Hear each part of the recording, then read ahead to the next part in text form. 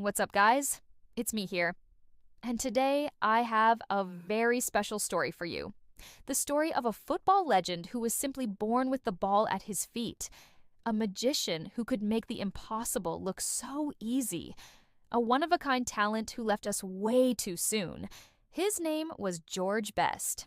And believe it or not, his football career started right here in humble beginnings in this very city. So let's take a trip back in time and explore the rise of one of Northern Ireland's most legendary exports. Born in the tough neighborhood of Creagh in Belfast, George wasn't your typical football player. Oh no, while other kids were kicking a can down the street, George was busy honing his skills in the living room, using a sock as a ball and a newspaper as a target. His mom, Anne, would often come home to find the front room in complete disarray, with the sofa pushed over and the curtains ripped down, all in the name of practice. "Don't you think I should get some fresh air?" a young George would tell her, completely unfazed by the mess he'd made. You see, for George, football wasn't just a game. It was an art form, and he was a prodigy.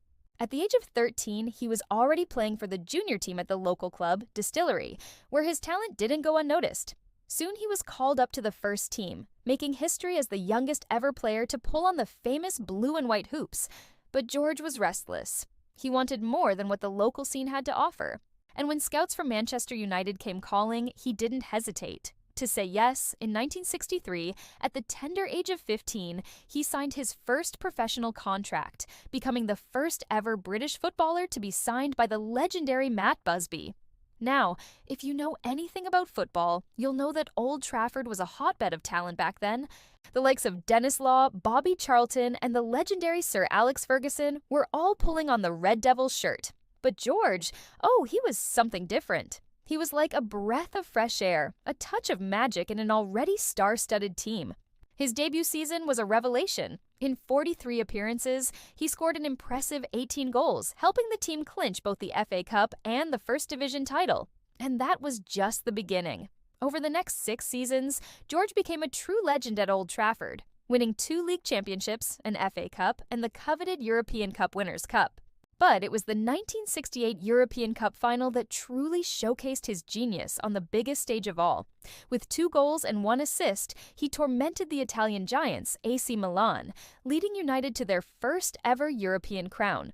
George was everywhere in that final. His mazy runs, his pinpoint crosses, and his cheeky flicks and tricks left the Italian defenders in a world of pain. And who could forget that iconic image of him racing down the wing, leaving 2 Milan players in his wake before cutting inside and unleashing a rocket of a shot that crashed against the bar. It was a performance that made him a European superstar and cemented his place in football folklore. But as they say, all good things must come to an end. And sadly, George's time at Old Trafford was cut short by injuries and personal problems. After 11 seasons and over 400 appearances, he left Manchester to join LA Galaxy in the North American Soccer League. There he enjoyed some success, winning the league championship in 1974. But it was back in Europe where his heart truly lay. And after a brief spell at Fulham, he returned to his first love, Manchester United, for a 3rd stint. Unfortunately, his comeback was overshadowed by controversy as he was charged with drink driving and his playing time was limited. He eventually hung up his boots in 1979, but his legend only grew in the years that followed.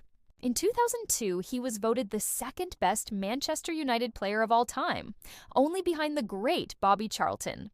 Sadly, George passed away in 2005 at the age of 59 after battling with ill health for several years. But his legacy lives on at Old Trafford and in the hearts of all those who were lucky enough to witness his genius. So there you have it, the story of a true football legend who was simply born with the ball at his feet. If you enjoyed this video, stay tuned for more stories like this. Thanks for watching, and I'll see you in the next one.